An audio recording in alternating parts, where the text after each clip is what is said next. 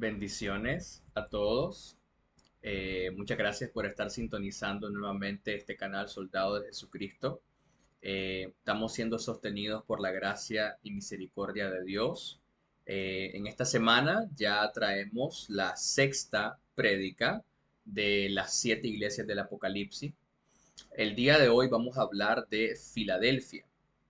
Filadelfia es una de las iglesias que no es llamada a arrepentimiento. Es una de las iglesias que el Señor Jesucristo elogia por su fidelidad, por su amor. Ya lo vamos a ver con más detenimiento, pero es muy interesante analizar cuál es la razón por la cual esta iglesia es una de las dos iglesias que no es llamada a arrepentirse porque está siendo quien debe ser. Vamos a comenzar. Como usted ya bien sabe, comenzamos analizando el significado de la palabra Filadelfia. La palabra Filadelfia proviene de dos raíces griegas, filos y adelfos. La palabra filos en el original griego tiene diversos significados. Uno de ellos es amigo o amado o afectuoso. La palabra adelfos se traduce como hermano. De manera tal que Filadelfia puede traducirse como amor fraternal, amor de hermano, amor en hermandad o el que ama a su hermano. Es una de las formas en las que puede traducirse. Filadelfia representa la comunidad cristiana que se caracteriza por la fidelidad y el amor fraternal. Usted recuerda que en la prédica pasada nosotros hablábamos acerca de la importancia del amor. Pues bien, Filadelfia es una iglesia que manifiesta este fruto del amor de una manera plena. Es la iglesia, como ya le decía, que recibe los elogios del Señor Jesucristo. Eh, Como dato histórico, esta iglesia permaneció cristiana hasta el siglo XIV después de Cristo, una vez que fue conquistada por los musulmanes. Y como otro dato histórico muy interesante, es que de las siete iglesias, cinco de ellas están ya actualmente en ruinas. Ya no existen estas iglesias. Pero la iglesia de Filadelfia en Turquía y la iglesia también de Esmirna en Turquía son las dos iglesias que hasta el día de hoy permanecen en pie, lo cual evidentemente manifiesta siguen siendo sostenidas por la gracia de Dios. Porque usted recuerde de que tanto el ser como el permanecer proviene de la gracia de Dios. Y eso es algo que siempre tenemos que tener en cuenta. Pues bien, vamos a comenzar ya de lleno. Eh, Apocalipsis, vamos a leer a partir del versículo 7 al versículo 13. Comenzamos con el primer versículo, Apocalipsis capítulo 3, versículo 7, donde dice la palabra de Dios, escribe al ángel de la iglesia en Filadelfia. Esto dice el santo, el verdadero, el que tiene la llave de David, el que abre y ninguno cierra, y cierra y ninguno abre. Y ya vamos a analizar. Recuerde siempre que primeramente el Señor Jesucristo se identifica, como ya lo hemos visto en las otras prédicas. Y la primera identidad que el Señor Jesucristo está ofreciendo es que Él es el Santo de Israel. Esta palabra nosotros la comenzamos a ver desde el Antiguo Testamento. Y una de las veces que aparece un sinnúmero de veces, pero una de las veces que aparece es en Levítico 11:44, cuando dice Dios, porque yo soy Jehová vuestro Dios. Vosotros, por tanto, os santificaréis y seréis santos, porque yo soy santo. Pues bien, Dios se adjudica la característica de ser santo y nos dice, por cuanto yo soy santo, dice Jehová, ustedes también deben ser santos.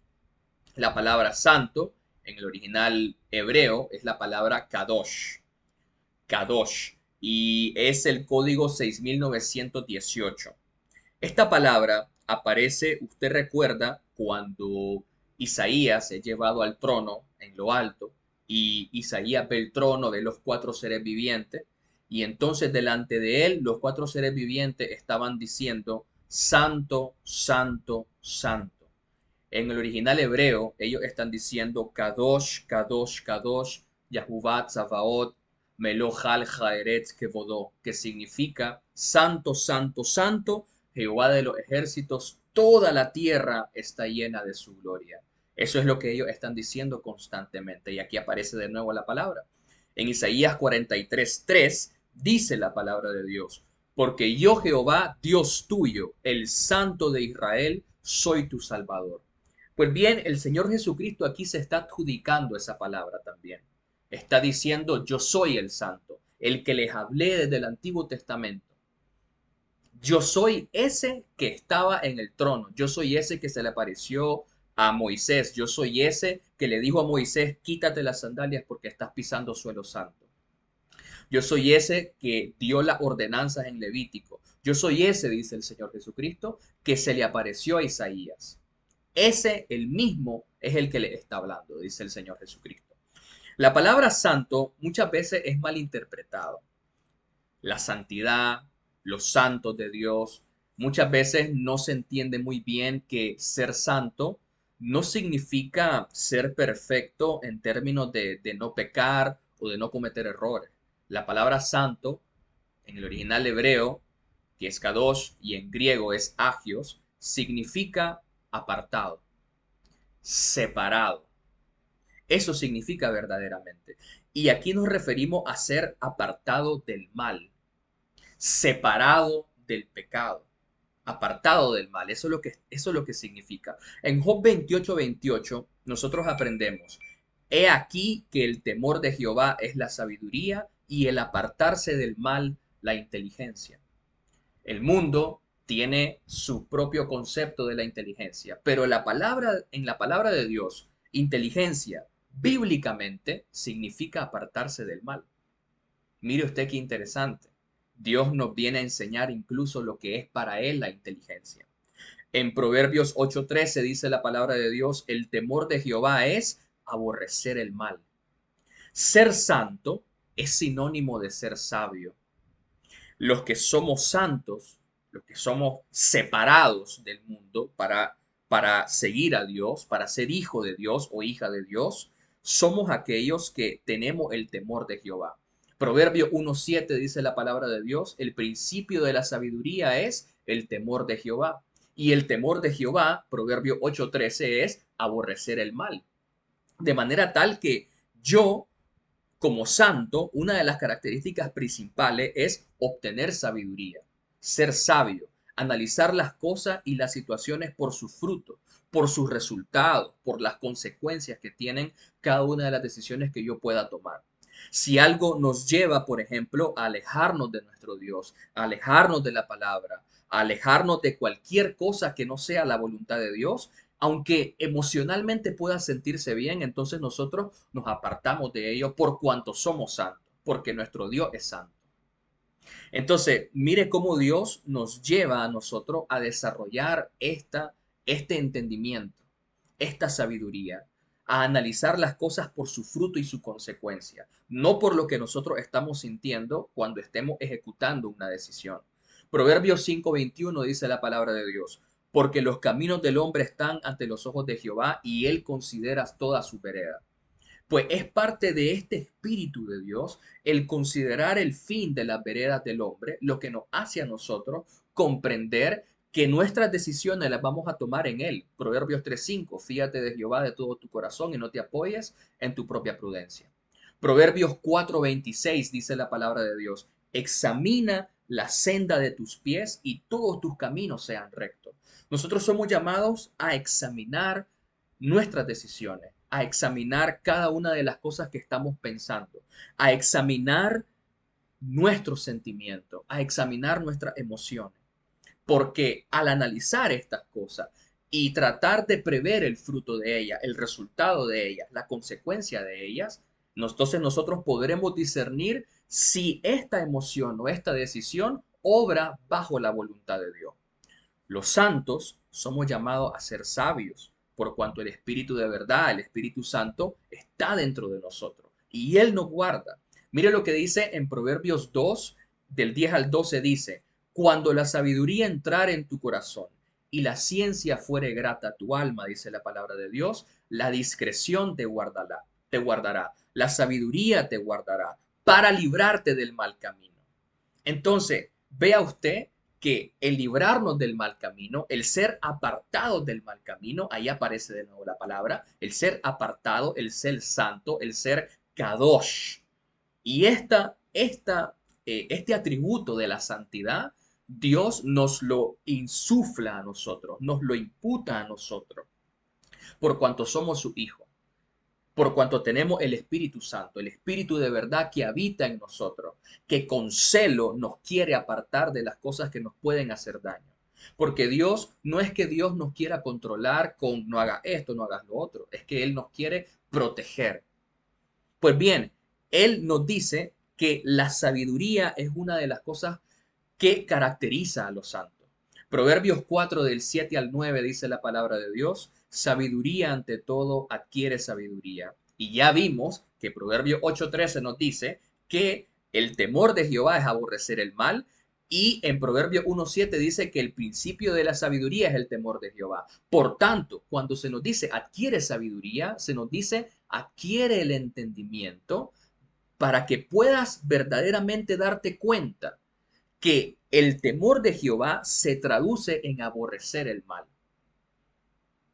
Va entendiendo, hermano, qué precioso es poder comprender la Biblia como Dios quiere que la comprendamos. Entonces dice la palabra de Dios, como le decía, sabiduría ante todo adquiere sabiduría y sobre todas tus posesiones adquiere inteligencia. Y ya vimos en Job 28:28 que la inteligencia es apartarse del mal. Engrandécela y ella te engrandecerá, hablando de la sabiduría. Ella te honrará cuando tú la hayas abrazado. Adorno de gracia dará a tu cabeza, corona de hermosura te entregará. Y esto es una promesa de Dios, hermano. En Proverbios 3 del 1 al 4 dice la palabra de Dios, Hijo mío, no te olvides de mi ley y tu corazón guarde mis mandamientos, porque largura de días y años de vida y paz te aumentarán. Nunca se aparten de ti la misericordia y la verdad, dice la palabra de Dios. Hallarás gracia y buena opinión, átalas a tu cuello, escríbelas en la tabla de tu corazón y hallarás gracia y buena opinión ante los ojos de Dios y de los hombres. Vea usted que estas son promesas de Dios. Son promesas de Dios que Él nos dice que cuando nosotros abracemos su palabra, su sabiduría, hay un sinnúmero de beneficios que Él nos da por ser santos, por ser sabios, por ser hijos suyos, que es el beneficio de que esta sabiduría y esta santidad nos va a apartar del mal camino, y además de eso, dice Dios, hallará gracia y buena opinión ante los ojos de Dios y de los hombres. Cuando usted derrame esta sabiduría sobre las demás personas y hable lo que usted ha aprendido en la intimidad con Dios, no existe la persona que no se va a agradar de lo que esté escuchando. ¿Por qué? Porque lo que usted está hablando viene de la palabra de Dios. Amén. Entonces, eso significa ser santo. Ser santo significa ser separado del mal, ser apartado del mal. Esto no significa que no vamos a caer en algún momento porque somos seres humanos. Romanos 7, recuerde que la palabra de Dios nos habla de que el pecado sigue en nosotros. ¿Verdad? El pecado será removido cuando seamos nosotros recibamos el cuerpo glorificado, cuando seamos arrebatados o pasemos a la presencia del Señor. Entonces, hasta ese momento el pecado seguirá en su cuerpo y habrán situaciones, porque no somos infalibles, habrá situaciones en las que usted a lo mejor falle. Pero como dice Proverbios 4:18, 7 veces cae el justo y Jehová vuelve a levantarlo. Entonces, su seguridad debe morar no en el hecho de no cometer pecado, sino en el hecho de que la misericordia de Dios son nuevas cada mañana, dice la palabra de Dios. Pero, aunque la misericordia de Dios sea nueva cada mañana, yo no utilizaré, como dice Romanos capítulo 6, no utilizaré la libertad y la misericordia y la gracia como ocasión para la carne, sino, como dice Primera de Juan 3, del 1 al 3, dice que los que tenemos esta esperanza en Él nos purificamos por cuanto Él es puro, por cuanto Él es santo, nos santificamos para Él, para honrarle a Él en nuestro cuerpo. Y esto significa ser santo, no significa no cometer error, significa todo esto que acabo de abordar ahorita. Pues bien, continúo. La segunda característica que el Señor Jesucristo se atribuye es el ser verdadero. En Juan 14:6 dice la palabra de Dios, yo soy el camino, la verdad y la vida, y nadie va al Padre si no es por mí, dice el Señor Jesucristo. Él es la verdad, Él es verdadero. Y la otra cosa que el Señor Jesucristo se está atribuyendo es que Él tiene la llave de David. Isaías 22:22, que de hecho aquí es una profecía de la que se está hablando, comienza a partir del versículo 20. Si usted me permite, lo voy a leer del 20 al 22, dice la palabra de Dios. En aquel día llamaré a mi siervo Eliaquim, hijo de Hilcías, y lo vestiré de tus vestiduras. Recuerde usted que en la prédica pasada yo hice un abordaje exegético acerca de qué son las vestiduras. Por favor, le incentivo que revise la prédica anterior acerca de Sardis. En la parte final, ahí hablo acerca de las vestiduras, qué significa. Y lo ceñiré de tu talabarte y entregaré en sus manos tu potestad. Y será padre al morador de Jerusalén y a la casa de Judá. Y pondré la llave de la casa de David sobre su hombro. Y abrirá y nadie cerrará, cerrará y nadie abrirá. ¿A qué se refiere con la llave de la casa de David? Esto hace referencia a que el Señor Jesucristo, Él es el que decide quién entra y quién no entra en el cielo. Quién entra y quién no entra en el reino milenial. Porque es Él, como dice en Juan 14:6, nadie va al Padre, dice Él, si no es por mí. Entonces, Él es el que tiene la llave de la casa de David. A eso se refiere en esa parte. Continuamos. Versículo 8. Dice la palabra de Dios, yo conozco tus obras. He aquí, he puesto delante de ti una puerta abierta, la cual nadie puede cerrar. Porque aunque tienes poca fuerza, has guardado mi palabra y no has negado mi nombre. Y vea que el Señor Jesucristo está elogiando y no hay ningún reproche, como en la otra iglesia, donde Él dice, yo conozco tu obra, tu paciencia, esto, etcétera. Pero dice, tengo algunas cosas contra ti, dice en la otra iglesia. Aquí el Señor Jesucristo no hay ningún pero. Aunque tienes poca fuerza, has guardado mi palabra y no has negado mi nombre. Y ya sabemos que Él, que fue el que nos llamó, es el que nos va a sostener. Porque todo es por Él y para Él y por medio de Él, hermano. Pues vamos a ver exactamente a qué se está refiriendo aquí el Señor Jesucristo con el hecho de que Él pone, dice, una puerta delante de Él. Usted recuerda en Juan capítulo 10, el Señor Jesucristo, específicamente en Juan 19, pero voy a leer unos dos versículos atrás, del 7 al 9, dice la palabra de Dios. Volvió pues Jesús a decirles, de cierto os digo, yo soy la puerta de las ovejas, dice el Señor. Todos los que antes de mí vinieron, ladrones son y salteadores, pero no los oyeron las ovejas. Yo soy la puerta. El que por mí entrare será salvo, y entrará y saldrá y hallará pastos. ¿Quién es la puerta? Cuando el Señor Jesucristo dice, yo pongo una puerta delante de ti, se está refiriendo a Él mismo, porque es por medio de Él, como acabamos de abordar en Juan 14:6, que es solamente por medio de Él que podemos ir al Padre, porque Él es la puerta por donde nosotros podemos llegar al cielo. Él es el único que nos puede llevar allá, por lo que Él hizo en la cruz, no por ninguna obra. Efesios 2, del 8 al 9, Tito 3:5, Romanos 5:1, no hay nada que nosotros podamos hacer que nos pueda llevar al cielo. No es más que por la fe en el hecho irrefutable de que el Señor Jesucristo murió en una cruz y resucitó al tercer día por nosotros. Cuando usted tiene fe en eso, confía en eso y que Él hizo eso por usted y por mí, entonces usted es mi hermano, mi hermana y usted es salvo al igual que yo. Amén. Entonces, Él es la puerta. En Juan 10 del 27 al 29 dice, mis ovejas oyen mi voz y yo las conozco y me siguen y yo les doy vida eterna y no perecerán jamás, ni nadie las arrebatará de mi mano. Mi Padre que me las dio es mayor que todos, y nadie las puede arrebatar de la mano de mi Padre, dice el Señor Jesucristo. Esa puerta que el Señor Jesucristo ha abierto, nadie la puede cerrar. Es la puerta de la salvación que nos lleva a Dios Padre. Y estamos en su mano, dice el Señor, y nadie los puede arrebatar de mi mano, dice el Señor, porque Él conoce todo lo que va a pasar en su pasado, en su presente y su futuro. Y el Señor Jesucristo conoce las caídas que usted pueda tener, ¿verdad? Y recordemos, Romanos 6 dice de que no debemos utilizar la libertad que Él nos ha dado como ocasión para la carne, sino más bien por cuanto nosotros tenemos la esperanza en Él, vamos a guardarnos para Él e intentar de la mejor manera posible no fallarle nunca. Pero si acaso fallamos, como dice en la carta de Juan, primera de Juan 1, del 8 en adelante, dice, hermanos, si alguno ha cometido pecado, ¿verdad? Abogado tenemos delante del Padre a Jesucristo hombre. Él es el que será fiel para perdonarnos y lavarnos de todo pecado, porque es el único mediador entre Dios Padre y nosotros los hombres. Amén. Nadie puede cerrar esa puerta ni apartarnos de su mano. Vea lo que dice Romanos 8 del 31 al 35. ¿Qué pues diremos a esto? Si Dios es por nosotros, ¿quién contra nosotros?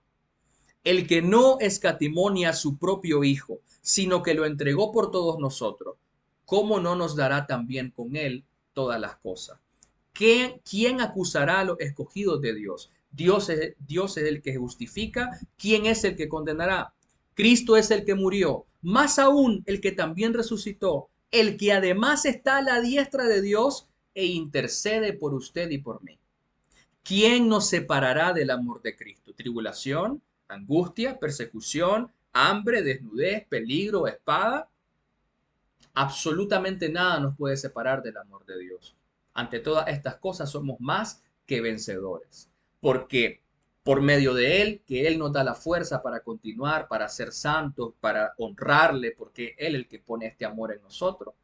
Entonces, no solamente eso, sino que si en algún momento nosotros fallamos, tenemos abogado delante de Dios, que es el que nos ayuda, el que nos perdona y nos lava todo el tiempo. Pues bien, continuamos. Vemos de que dice el Señor Jesucristo, aunque tienes poca fuerza, aquí la palabra que se utiliza, hermano, para fuerza es la palabra en el original griego dunamis, que es en el diccionario griego Strong, es la palabra con código 1411.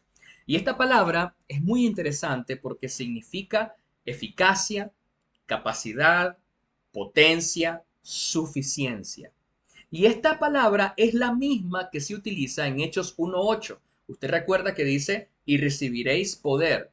Esta palabra, poder, es la misma palabra que aparece acá, dunamis, donde el Señor Jesucristo dice, tienes poca fuerza de nosotros mismos, porque evidentemente por medio de Él es poderoso, pero nosotros no lo somos. Entonces dice el Señor, aunque tienes poca fuerza, aunque tenés una capacidad muy pequeña, aunque tenés una suficiencia casi nula, dice el Señor, has guardado mi palabra. Porque Dios, hermano, no busca hijos capaces. Él no busca hijos suficientes. Él no busca hijos eficaces. Él busca hijos que sean, que estén dispuestos.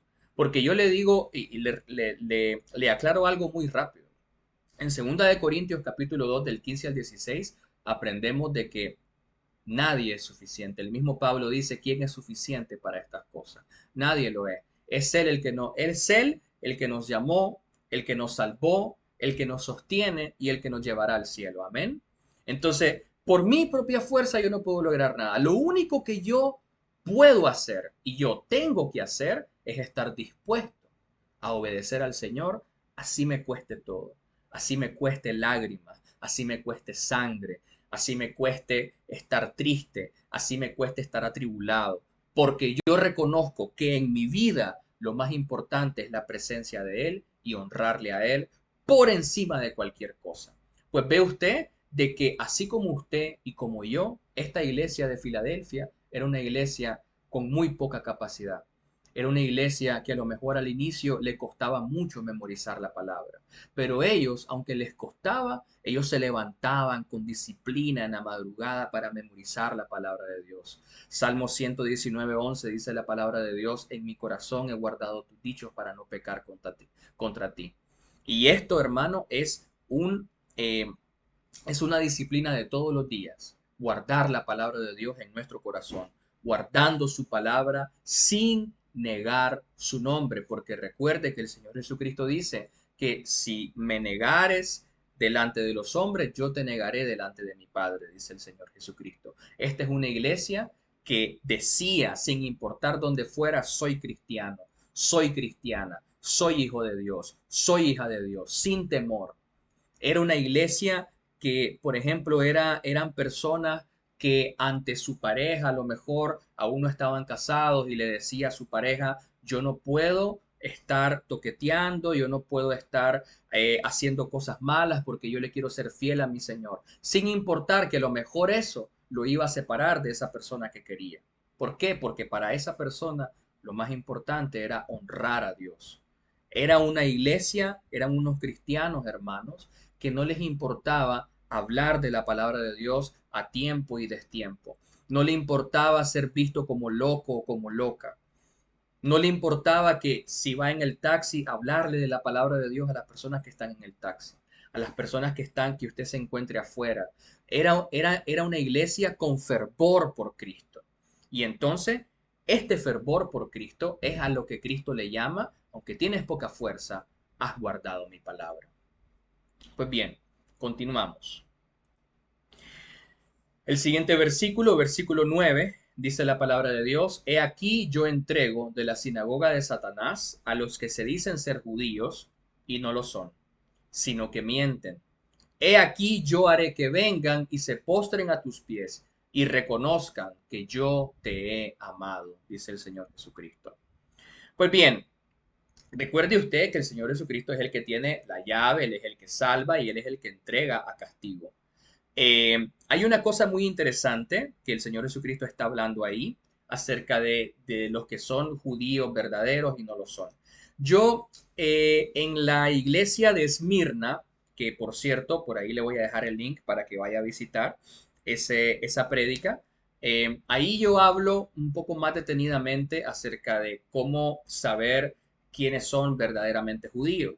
En Romanos capítulo 2, del 28 al 29, dice la palabra de Dios: no es judío el que lo es exteriormente, ni la circuncisión la que se hace exteriormente en la carne, sino que es judío el que lo es en el interior. Y la circuncisión es la del corazón, en espíritu, no en letra, la alabanza del cual no viene de los hombres, sino de Dios. La palabra judío proviene de la palabra Judá y significa literalmente el que alaba a Dios, el que honra a Dios. Judío o cristiano no es el que lo es exteriormente, no es el que está bautizado, no es el que anda con la Biblia debajo del brazo, no es el que se viste de manera pudorosa, no es el que no dice malas palabras, que por supuesto todas estas cosas somos llamados también, pero a lo que me quiero referir es que cristiano o judío, que la palabra judío, recuerde, es el que alaba a Dios, el que honra a Dios, no es el que se ve por fuera, es el que está por dentro, el que ama verdaderamente a Dios por dentro, el que muestra frutos del Espíritu Santo, el que busca hacer la voluntad de su Padre. Ese es el que verdaderamente hijo de Dios. Eh, Porque nosotros, ¿verdad? Es decir, judío no es, de nuevo, el que lo es exteriormente, no es el que lo es carnalmente. En Gálatas 4, del 21 al 28, Pablo ahí habla de que judío, dice él, no es el que desciende de la nación de Israel de manera carnal, sino que judíos son los que descienden de la promesa. Y ahí Pablo habla, dice: porque está escrito que Abraham tuvo dos hijos, uno de la esclava, el otro de la libre. Pero el de la esclava nació según la carne, mas el de la libre por la promesa, lo cual es una alegoría, dice Pablo, pues estas mujeres son los dos pactos. El uno que proviene del monte Sinaí, el cual da hijos para esclavitud, este es los hijos de Agar. Usted recuerda que Ismael fue el primer hijo de Abraham por medio de Agar, por medio de la esclava. Eh, Porque Agar es el monte de Sinaí en Arabia y corresponde a la Jerusalén actual, dice Pablo. pues está junto con sus hijos, está en esclavitud. ¿En qué esclavitud están? En la esclavitud del pecado. Por cuanto Israel como nación no quiso creer en el Señor Jesucristo como su Mesías, como su Señor y su Salvador, siguen esclavizados al pecado. Recuerde que en Juan capítulo 10 dice el Señor Jesucristo, la verdad os hará libres. ¿Y quién es la verdad? Él mismo, Juan 14:6. Entonces, los judíos carnales, que son esos, los que son exteriormente, no son los verdaderamente judíos delante de Dios. Porque recuerde, judío es el que alaba a Dios, el que honra a Dios. Entonces, a eso se refiere ahí el Señor Jesucristo, de detectar quiénes son los verdaderos judíos. Más adelante dice ahí el Señor Jesucristo, haré que se postren a tus pies, le está diciendo el Señor Jesucristo a la iglesia de Filadelfia. Y esto es una promesa, hermano, que aparece desde Génesis capítulo 27, versículo 29, donde está ahí Isaac bendiciendo a Jacob, que Jacob, recuerde usted que es el mismo Israel. Eh, Le dice, te sirvan pueblos y naciones se inclinen a ti, sé señor de tus hermanos y se inclinen ante ti los hijos de tu madre. Malditos, dice, los que te maldijeren y benditos los que te bendijeren. Isaías 60, del 11 al 12, dice la palabra de Dios.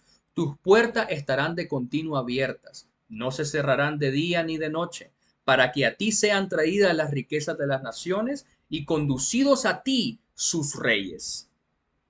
Porque la nación o el reino que no te sirviere perecerá y del todo será asolado.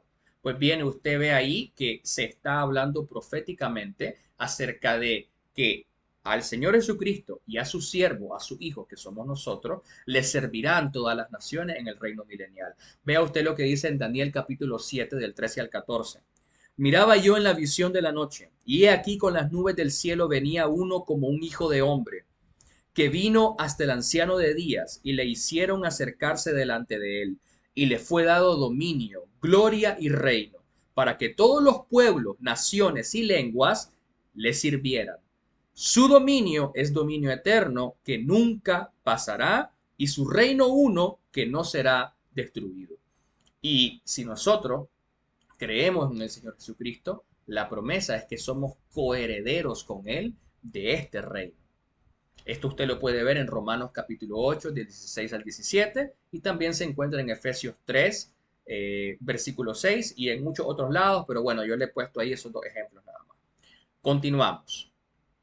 Versículo 10 dice, por cuanto has guardado la palabra de mi paciencia, yo también te guardaré de la hora de la prueba que ha de venir sobre el mundo entero, para probar a los que moran sobre la tierra. Y aquí nosotros vemos claramente acerca de, en la iglesia hay tres corrientes. Hay una corriente que se le llama pretribulacionista, hay una corriente que se le llama mid-tribulacionista y post-tribulacionista. Aquí nos estamos refiriendo a el rapto de la iglesia. El rapto de la iglesia, hay ciertas corrientes que piensan que es antes de la tribulación, otras corrientes que piensan que es en medio de la tribulación y otras corrientes que piensan que la iglesia va a pasar la tribulación y la gran tribulación. A lo largo de toda la Biblia, nosotros podemos ver el carácter de Dios. Y el carácter de Dios es que Él siempre aparta a sus hijos de su ira. Usted lo puede ver esto, por ejemplo, en Noé cuando él construyó el arca. Él, a un remanente santo, lo apartó de la ira y el castigo que él derramó sobre el mundo. Tenemos también el espejo de Lot en Sodoma y Gomorra. Él le dice a Lot, ¿verdad?, que salga de Sodoma y Gomorra porque la va a destruir. A lo largo de las cartas paulinas también vemos de que se nos dice que no somos hijos de ira, no somos hijos de desobediencia.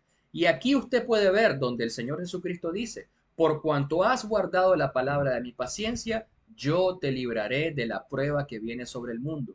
¿De qué prueba está hablando ahí el Señor Jesucristo? La semana 70 de Daniel, hermano.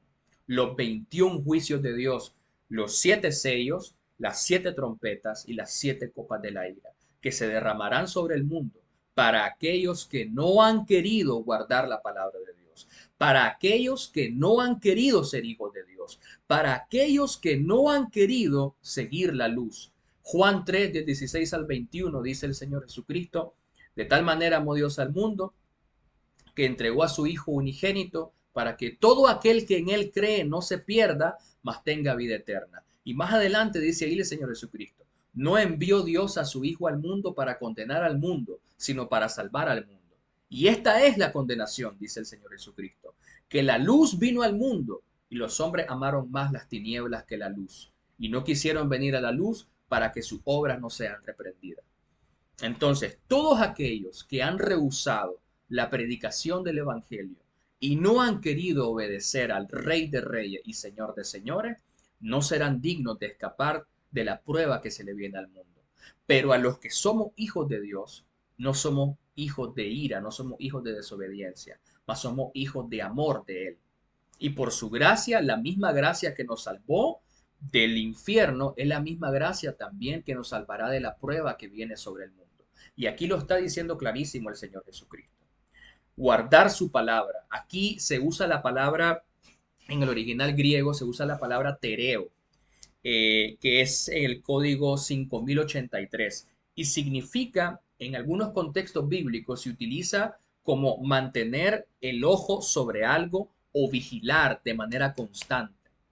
Vea usted que guardar su palabra se refiere al hecho de tenerla en su memoria y en su corazón todo el tiempo. Recuerde lo que le acabo de decir, Salmo 119:11. En mi corazón he guardado tu dicho para no pecar contra ti, dice la palabra de Dios. En Juan 14, del 21 al 24, dice, el que tiene mis mandamientos y los guarda, ese es el que me ama. Vea usted lo que dice el Señor Jesucristo. El que tiene mis mandamientos, y usted recuerde que los 10 mandamientos se resumen en dos. Amarás a Dios sobre todas las cosas y amarás a tu prójimo como a ti mismo. Los 10 mandamientos se resumen en una sola palabra, amor. En amar primeramente a Dios y luego a su prójimo. ¿Cómo usted manifiesta ese amor a su prójimo? Recuerde lo que le decía en la prédica de la iglesia anterior de Sardis. Amar a su hermano, donde ahí claramente se nos dice que el que no ama a su hermano no ha pasado de muerte a vida. Y ahí el Señor Jesucristo lo está diciendo de nuevo, Juan 14, del 21 al 24. El que tiene mis mandamientos, el que tiene amor y guarda esto, ese es el que me ama. Y el que me ama, dice, será amado por mi Padre, y yo le amaré y me manifestaré a él. ¿Cómo es que te manifestarás a nosotros? Le preguntó ahí Judas, que no era Judas Iscariote, era otro. Y no al mundo, le pregunta a él, y le responde el Señor Jesucristo. El que me ama, mi palabra guardará, y mi Padre le amará, y vendremos a él, y haremos morada con él. El que no me ama, no guarda mis palabras, y la palabra que habéis oído no es mía, sino del que me envió. Ahí está claro. Guardar la palabra de Dios, guardar lo que nosotros sabemos que es la voluntad de Él, a partir del conocimiento de Él, de tener una relación íntima con Él. Juan 17:3 dice, esta es la vida eterna, que te conozcan a ti. Conocer las cosas que a Dios le agradan y las cosas que no le agradan. Apartarnos de las cosas que no le agradan a Dios y acercarnos más a las cosas que a Él le agradan, para honrarle y guardar su palabra y mantenerlo en mi corazón y en mi mente todo el tiempo, para poder discernir en todo momento si esto que estoy haciendo o esto que voy a hacer, este viaje que voy a emprender, esta persona que estoy conociendo, este trabajo donde voy a ir, este estudio que voy a hacer, si debo de ir a esta universidad, si debo estudiar esta carrera, si debo hablar con este amigo, si debo ir o quedarme, si debo hoy priorizar mi trabajo o ir a la iglesia a congregarme. ¿Qué es lo que yo debo de hacer? Nosotros no lo sabemos. El que nos puede contestar estas cosas es Dios por medio de su palabra. Porque la palabra de Dios, este libro, hermano, es la mente y el corazón de Dios abierto a usted y a mí. Porque lo que Dios más anhela es que usted le conozca y permanezca en su palabra. Vea lo que dice Juan 8:31. Dice, si vosotros permaneciereis en mi palabra, seréis verdaderamente mis discípulos. Nosotros somos llamados, hermanos, a ser discípulos de Dios. La palabra discípulo en el original griego es matetos y significa el que estudia, el que sigue, el que sigue con fervor a Dios, el que estudia su palabra, porque sabe que a partir de esta palabra yo puedo obtener la riqueza de su sabiduría, la riqueza del entendimiento de Dios, la riqueza de comprender cuál es la voluntad de Dios para mi vida, la riqueza de comprender cuál es el propósito de Dios para mi vida, para su vida. ¿Cuál es el propósito de Dios para su vida? ¿Qué es lo que Dios quiere que usted se convierta? ¿Qué es lo que Dios quiere que usted haga cada día, hermano? Solamente lo podemos discernir a partir de guardar su palabra, a partir de tener su palabra en nuestro corazón, recordarla, meditarla y hacer la vida todos los días, en las situaciones más difíciles, sin importar que temblemos de miedo, sin importar que nos digan que estamos locos, no importa, porque nos importa más serle fiel a Él a ser despreciado por los hombres. Gálatas 1:10 dice, yo no busco agradar a los hombres, busco agradar a Dios. Pues si buscar agradar a los hombres, dice Pablo, de nada me sirve. De nada nos sirve intentar ser de agrado para los demás, porque recuerde que el único que permanece hasta el fin, el único que es fiel hasta el fin, es Dios. Él es el primero y el postrero, el principio y el fin. Y usted tiene que usted tiene que tomar esa decisión todos los días. ¿A quién le va a ser fiel en este día? ¿A quién le va a ser fiel? ¿A lo que Dios quiere o lo que su corazón quiere? Lo que sus emociones le piden, lo que sus sentimientos le piden, lo que su voluntad de hombre o mujer le piden, o lo que dice la palabra de Dios. La palabra de Dios dice para usted en este día, hermano, que le busque de todo corazón, que regrese a Él, no importa lo que haya pasado. Dios dice, te quiero perdonar, te quiero lavar. Quiero, dice el Señor, que tengas paz en tu vida. Quiero que tu copa rebose de sabiduría. Quiero derramar mi espíritu sobre ti, dice el Señor. Quiero que estemos a cuenta. Reconoce que lo que ha hecho está mal delante de mí, dice Dios Padre. Y yo te lavaré, yo te vestiré con la justicia del Señor Jesucristo y entonces podremos caminar juntos los dos, dice Dios. Amós 3:3 dice, podrán caminar dos juntos si no estuvieran de acuerdo. Es imposible, imposible caminar de la mano de Dios si no estoy de acuerdo con todas las cosas que Él me dice que son correctas para mi vida. Abandonar todas las cosas malas. ¿Cuáles son esas cosas malas que uno debe abandonar?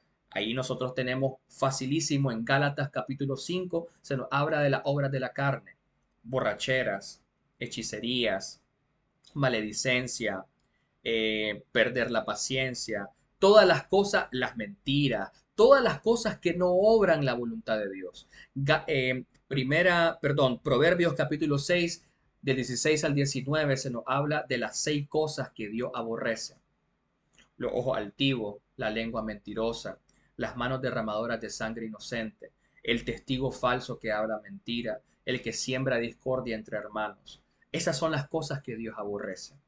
Intente mantenerlo siempre en su mente para que en el momento de prueba o tentación no caiga usted en aquellas cosas que a Dios le agradan.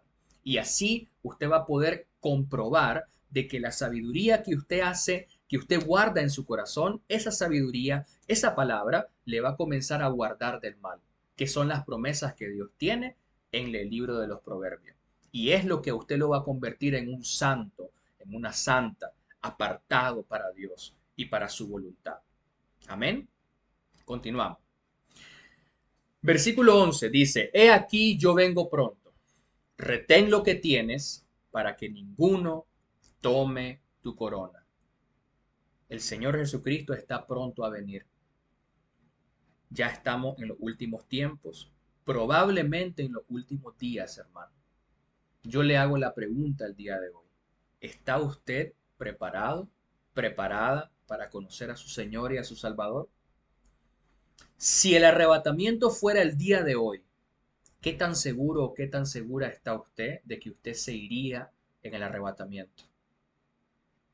Y si usted no está seguro y no está segura, yo le invito el día de hoy, por favor, no deje pasar un día más, porque ni usted ni yo sabemos lo que pasará hoy domingo a las 9 de la noche, o a las 8 de la noche, o a las 6 de la tarde, o a las 5 de la tarde. Dios no lo quiera, yo no lo sé, A lo mejor Dios no lo quiera, pero a lo mejor me pasa algo saliendo hoy por la calle, haciendo un mandado, o yendo a la iglesia, que hoy es domingo de congregación, o yendo a la iglesia. Dios no lo quiera, yo no lo sé. Él sí lo sabe porque Él conoce mi pasado, mi presente y mi futuro. Él sí lo sabe y también conoce su pasado, su presente y su futuro. Entonces no diga, no, lo haré más tarde, lo haré mañana, lo haré la semana que entra, lo haré el otro mes. Porque usted no sabe, hermano. La palabra de Dios en Hebreos 4, del 8 en adelante, dice, cuando oiga su voz no te endurezcas. Hoy es el día agradable para Jehová en el que quiere, en este momento, Dios quiere estar a cuenta con usted, hermano, hermana. A lo mejor usted se ha apartado de pasar tiempo con Dios, se ha apartado de leer su palabra. A lo mejor usted ha estado mintiendo. A lo mejor usted ha estado viendo a una persona que no es su esposo o no es su esposa. A lo mejor usted en su trabajo ha negado a Cristo. A lo mejor usted con sus compañeros de universidad o sus compañeros de colegio o lo que sea, a lo mejor usted se ha dejado embadurnar por las maledicencias de los demás y no ha tenido la fidelidad a Cristo de decir soy cristiano, soy cristiana. Pues entonces el día de hoy Cristo le quiere decir quiero perdonarte, quiero lavarte, quiero, dice el Señor, que te vayas conmigo. Quiero tomarte el día del arrebatamiento, dice Dios Padre. Quiero tomarte. Pero tenemos que estar a cuenta, dice Dios. Tienes que estar de acuerdo conmigo. Yo no puedo caminar contigo, dice Dios Padre, si tú no me entregas tu corazón. Y hoy es el día agradable, hermano. Yo le invito a que no deje pasar un día más, porque he aquí, yo vengo pronto, dice el Señor Jesucristo. Hoy es el día agradable. Haga una oración, ponga pausa en este momento y haga una oración y diga, Padre Santo, perdóname, Señor, porque he hecho lo malo delante de ti. He pecado delante de ti, no te he buscado de todo corazón. Mi corazón y mis pensamientos no han sido rectos delante de ti, Padre. Lávame con la sangre preciosa del Señor Jesucristo y ayúdame, Señor, a vivir en tu palabra. Ayúdame, Señor, a ser santo. Ayúdame, Señor, a honrarte como tú quieres que te honre. Y dígale en este momento, dígale, Señor, en este momento tomo la decisión de todo corazón, con la convicción que me da el Espíritu Santo, de que te seré fiel hasta el día de mi muerte o hasta el día del arrebatamiento. Y solamente por hacer eso, hermano, ya el Señor le ha lavado y ahora usted es hijo o hija de Dios o usted ha reconciliado su relación con Dios. Y entonces yo espero de verdad de todo corazón que usted se haya reconciliado para que usted se vaya en el arrebatamiento junto con todos los hijos de Dios, porque la prueba que se le viene al mundo, hermano, la palabra de Dios dice que los valientes aullarán, que no quedará absolutamente nadie de pie. Nadie quedará de pie porque todos sabrán reconocer que la ira del Cordero ha llegado. Continuamos. Apocalipsis 3 del 12 al 13, ya estos son los últimos dos versículos. Al que venciere. Recuerde que tengo una explicación acerca de vencer, a qué se refiere. Se lo voy a dejar por ahí también, el link donde explico eso, la prédica donde explico eso. Dice, al que venciere, yo lo haré columna en el templo de mi Dios, y nunca más saldrá de ahí. Y escribiré sobre él el nombre de mi Dios y el nombre de la ciudad de mi Dios, la nueva Jerusalén, la cual desciende del cielo de mi Dios, y mi nombre nuevo. El que tiene oído, oiga lo que el Espíritu dice a las iglesias. Vean ustedes qué promesas más preciosas las que nos hace nuestro Señor Jesucristo. Y una de las cosas que yo quiero abordar aquí en esta última parte es lo impresionante que es que cuando nosotros conocemos a Cristo, Él nos da una nueva identidad. Ya no somos lo mismo. Dice 2 Corintios 5:17 que el que está en Cristo nueva criatura es. Las cosas viejas pasaron, he aquí todas son hechas nuevas. Y eso no solamente es en el Nuevo Testamento. En el Antiguo Testamento, usted puede ver ahí en pantalla algunos ejemplos. Abraham se le cambia su nombre a Abraham. Jacob se le cambia su nombre a Israel. A Simón, Simón Pedro, bueno, Simón se le cambia su nombre en arameo, es Cefas. A Saulo, el apóstol de los gentiles, se le cambia su nombre a Pablo. Y esto es algo que él siempre hace, hermano. ¿Quieres saber cuál es su nueva identidad en Cristo? Acompáñame a Colosenses capítulo 3, versículo 12. Esta es su nueva identidad en Cristo. Vestíos, pues, ¿cuál es? Como escogidos de Dios, santos y amados. Ese es su nombre ahora en Cristo. Su nombre ahora en Cristo es escogido de Dios, santo y amado. Dicho sea de paso, la palabra David significa el amado, para que usted sepa. Viene de la raíz hebrea dov y significa el amado. Pues ahora su nombre en Cristo es el amado o la amada, el santo, la santa, el escogido o la escogida de Dios. Esa es ahora nuestra identidad en Cristo y debemos honrar esa nueva identidad en Cristo. Amén. Dice que debemos vestirnos de entrañable misericordia, de benignidad, de humildad, de mansedumbre y de paciencia. Y todo esto, hermanos, todo esto son frutos del Espíritu Santo. Esa es nuestra nueva identidad en Cristo. Y esto es a lo que Él se está refiriendo con que nos va a dar el nombre de Dios en nosotros. El nombre de Dios, recuerde usted cómo se identificó Cristo en el versículo 7. Él decía el santo. Pues ahora usted recibe ese mismo nombre, esa misma identidad de Él. Por lo que Él es santo, usted y yo ahora somos santos, dice la palabra de Dios. Amén. Pues bien, ¿a qué es llamada la iglesia de Filadelfia? ¿A qué es llamado usted, amado hermano, amada hermana que me escucha? Usted es llamado, usted es llamada a guardar su palabra, que ya ahorita acabamos de analizar qué significa eso. A guardar su palabra, aunque cueste, aunque duela, aunque llore, aunque tiemble, guarde su palabra, porque Él lo merece.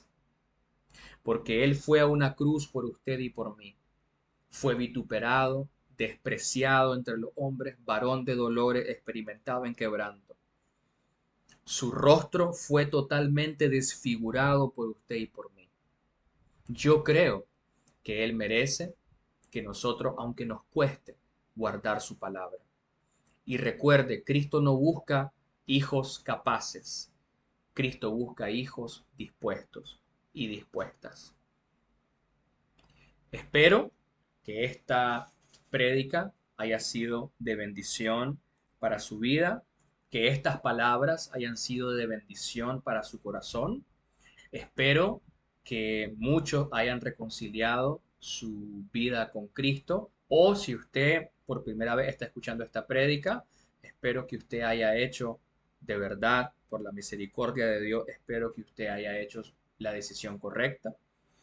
Y no me queda más que desearle que la paz y la gracia del Señor Jesucristo esté con usted. Y vamos a terminar con una oración, como siempre lo hacemos. Padre Santo, Padre de la Gloria, te damos gracias, Señor, por este momento precioso, Padre Santo, que hemos pasado con tu palabra. Te damos gracias, Señor, porque siempre, Señor, estás ahí, Padre Santo, dispuesto, Señor, a hablarnos, dispuesto a corregirnos, Padre, por el mal que hemos hecho. Y como un Padre, Señor, nos disciplinas muchas veces, nos corrige, nos regaña. Y sabemos, Señor, en nuestro corazón que es porque nos amas verdaderamente. Te queremos dar gracias, Señor. Te bendecimos, Señor, por todo esto que haces, mi Señor. Y yo, Padre, te pido, Señor, particularmente, que todas las personas, Señor, que hayan escuchado esta prédica, sean bendecidas, Señor, con tu palabra, y que el Espíritu Santo, Señor, sea derramado sobre aquellas personas que han hecho su decisión en este día, y aquellas personas, Señor, que han reconciliado contigo, que tú, Padre Santo, les siga guiando hacia la verdad de tu palabra, y que en el momento de la prueba, Señor, les recuerde en su corazón cuál es tu voluntad agradable y perfecta. Esto pido en el nombre del Padre, del Hijo y del Espíritu Santo, como era en un principio, ahora y siempre, por los siglos de los siglos. Amén, amén y amén. Muchas gracias. El Señor le bendiga a usted y su familia. Nos vemos la siguiente semana, si Dios nos permite la vida.